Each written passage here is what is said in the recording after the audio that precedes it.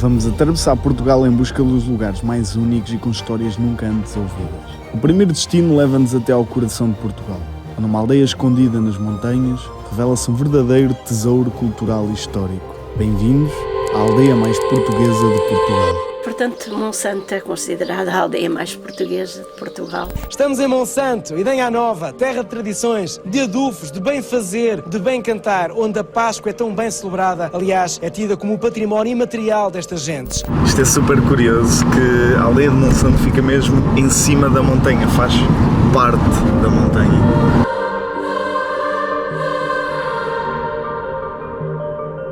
Finalmente chegamos a Monsanto para perceber o porquê desta ser considerada a aldeia mais portuguesa de Portugal. O nosso objetivo é encontrar locais que nos ajudem a perceber mais sobre esta aldeia.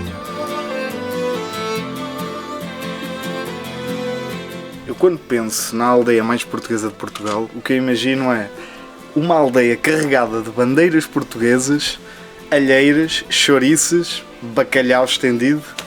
É isso. Uma das coisas que eu estou à espera de encontrar aqui, visto que isto é a aldeia mais portuguesa de Portugal, é uma senhora, uma velhinha, à janela. Yeah. Se não tiver uma velhinha à janela, esquece. Para mim, deram este título a uma aldeia errada.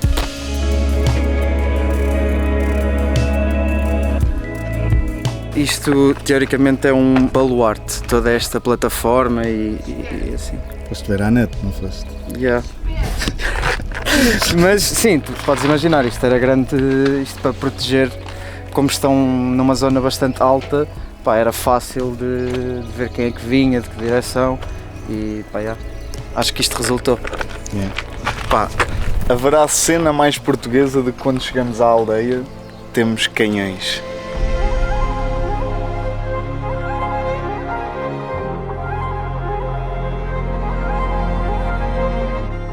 Pá, é engraçado porque eles, ganharam o título, mas eles fazem questão de qualquer coisinha. Metem aqui, não é? Monsanto, a aldeia mais portuguesa. Lá fora era o café mais português, o museu mais português. Era tudo relativo a este título que ganharam, que, pronto, faz sentido e respeito e tudo mais. Mas nós queremos saber o porquê. Até agora ainda não... Zero. Como toda a gente vai a ver, aqui só havia agricultura. Não havia mais nada. Agricultura e trabalharem nas casas, que havia muitos pareiros ainda que faziam estas paredes. Já não há nada disso. Acho que ele pode ter o que se leva dia 13 de maio ao castelo. O dia 13 de maio é uma tradição que comemora a vitória dos habitantes de Monsanto após um cerco de 7 anos. Segundo a lenda, uma velha monsantina teve a ideia de alimentar uma vitela com todo o trigo disponível e lançá-la das muralhas, simulando abundância. Os mouros, convencidos que os portugueses tinham provisões de sobra, levantaram o cerco e abandonaram a região. Então todos os anos celebram este dia levando flores até ao castelo e atirando-as fora. Em que é que consiste esse título? Em 1938, o Estado Novo organizou um concurso com muitas aldeias de Portugal, do norte e sul do país, em que pretendia eleger a mais portuguesa. Quando houve o concurso das aldeias históricas, eu tinha 7 anos, acho eu. Quando lá chegamos, estivemos lá muito tempo, e o Salazar e os outros grupos todos e restos todos, foi tudo a ver quem é que ganhava ou não. Eles entendiam que a mais portuguesa seria a que se destacasse todas as outras pelas suas belezas naturais e paisagísticas, pela sua arquitetura, pelos seus usos e costumes e pelas vivências desse povo. Tradições, o trabalho, a maneira como as pessoas viviam, os trajes. Os trajes eram característicos daqui? Como se fazia o azeite, como se fazia... Também se fazia com bois, não era só com eletricidade. O azeite fazia-se com bois?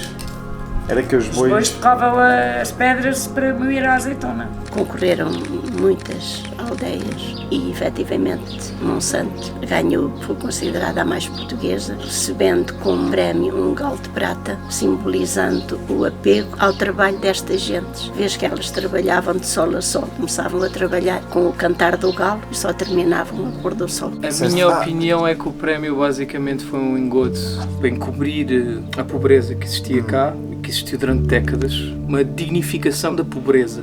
Uma das coisas que distingue esta aldeia das outras são as casas de pedra da aldeia, que são testemunho de engenho e da estética tradicional portuguesa, cada uma com a sua própria história e carácter único. Eu estou a olhar para esta casa e estou a pensar na imaginação que é preciso ter para tu veres 2 pedras e pensares, eu consegui fazer uma casa aqui. Primeira pessoa que se lembrou de fazer isto, pá, ganda props. Isto é mesmo pensar fora da caixa. Não há cá volta a dar. Fogo.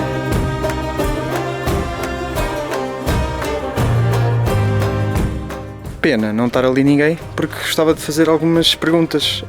As casas são únicas, então as casas são feitas, nunca se sabe em Monsanto se a casa nasce da rocha, se a rocha nasce da casa. Eles chamam isto aqui a gruta, porque é teoricamente uma área em que vários penedos se encontram.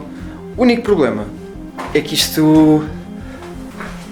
Meu, eu não sei se deu para ouvir, isto está cheio de moscas, mas tipo, muitas moscas mesmo. Aí parece um exército! Aí eu não estou a gozar. Epá, isto está mesmo cheio, eu fui completamente atacado por moscas.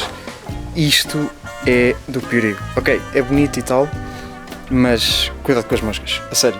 As casas têm quase todas um penedo lá dentro. As pessoas serviam-se de uma lapa de um penedo para terem como uma parede um penedo e faziam o resto. A parte muito característica desta aldeia, as casas são construídas em cima dos penedos. Então dá para ver que tens aqui grande rocha e a casa está construída sobre ele. Como isto é uma montanha, não há bem que outra maneira de construir casas. A gente tem de ser mesmo em cima dos penedos e dentro dos penedos, como der. É a maneira de criar em casas.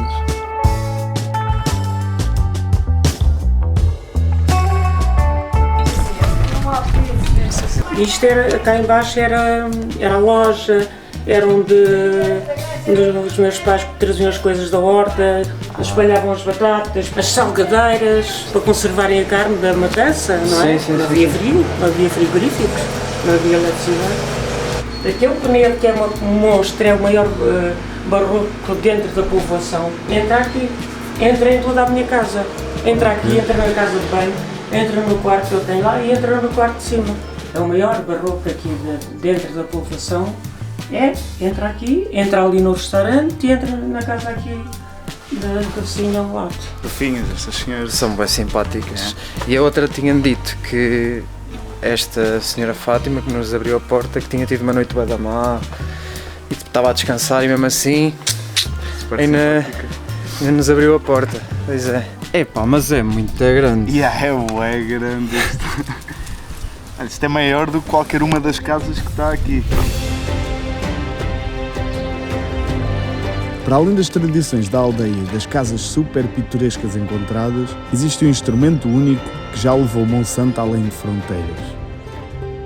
E eu um dia recebi um telefonema da doutora Salva a dizer-me, Dona Amélia, precisava que arranjasse-me aí meia dúzia de mulheres para irem a Paris à Cité de la Musique. A coisa foi realmente maravilhosa. Tivemos 11 dias a ensaiar, depois deu-se a estreia, depois tivemos uma semana a fazer espetáculos no São João, depois fomos diretamente para Paris. Portanto, nós começamos as atefeiras dessa maneira. Depois disso foi também um êxito estrondoso. Fomos a representar Portugal, a Holanda, a Alemanha, a Polónia, a Espanha, a Holanda, os Estados Unidos, às Nações Unidas. Isto é feito de pele do velho ou cabra. Tem uma armação em madeira, chamadas armas, e cá dentro tem umas latinhas que servem para lhe dar som e chamadas assoalhas. Mas como é que se toca efetivamente?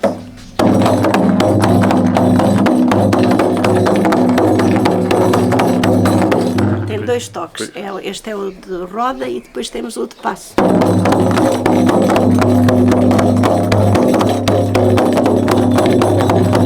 Pega nesta mão e assentam assim, pronto. Okay. Depois vai segurar, isto tem as armas, tem aqui madeira, o adubo tem que ser seguro, com este músculo e este. Então é assim, Okay. é só assim, tem que saber equilibrar. E depois toca o de passo, é uma em cima, pam, pam,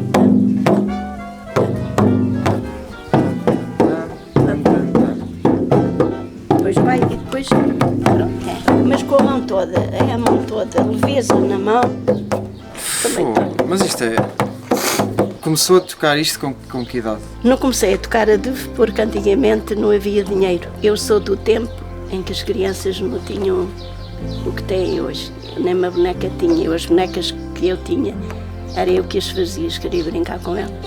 Como à noite toda a gente tocava a adufo e as pessoas todas sabiam tocar adufo. A gente aprende aquilo que vê, tenta imitar. Então como é que tocava a adufo? Olha, na tampa de um tacho, no fundo de um regador, na barriga, olha.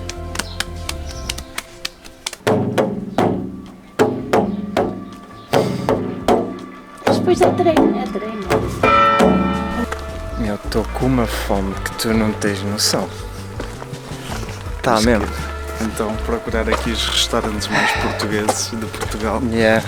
Comer que é um bitoque. O que será que é a Bitoque. comida que mais caracteriza Portugal? Francesinha. Ou Não, bacalhau com nata. Um cozido à portuguesa, tipo aquela Cozido à salsicha, portuguesa, batata cozida, couves. Yeah, eu acho que isso caracteriza bem. Aparentemente não havia um restaurante mais português de Portugal ali em Monsanto, e os que havia eram muito caros e tinham uma review que não era assim muito boa, portanto vamos seguir a dica da Dona Amélia e vamos ao restaurante O Carlos.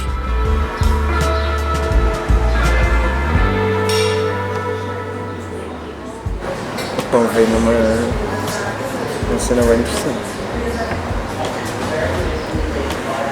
Então, português. Português que é português com ganda bife. Tem que ser.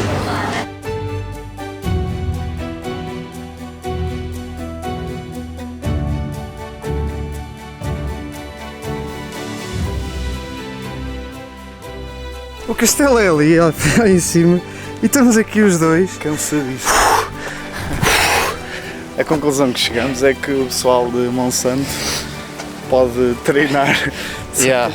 Se forem para competições de ultramaratonas e Ironmans, ganham.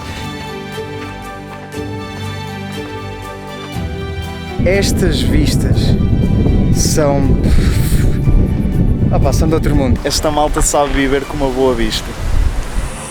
Ao visitar a aldeia mais portuguesa de Portugal, descobrimos que é a combinação de história, tradições e, acima de tudo, as pessoas que tornam este lugar verdadeiramente especial. Esta aqui é uma casa super curiosa porque está literalmente debaixo de uma pedra. Ou seja, temos aqui a portinha e a casa, depois em cima, pedra. Como é que eles fizeram isto? Cada pedra, cada rosto e cada sorriso lembram-nos da beleza da simplicidade e da riqueza da nossa herança cultural. Como este prémio é tão nosso e que valoriza o que é ser português, o que é que nos impede de ressuscitar um prémio que há 86 anos não é renovado? Governo português, alinham?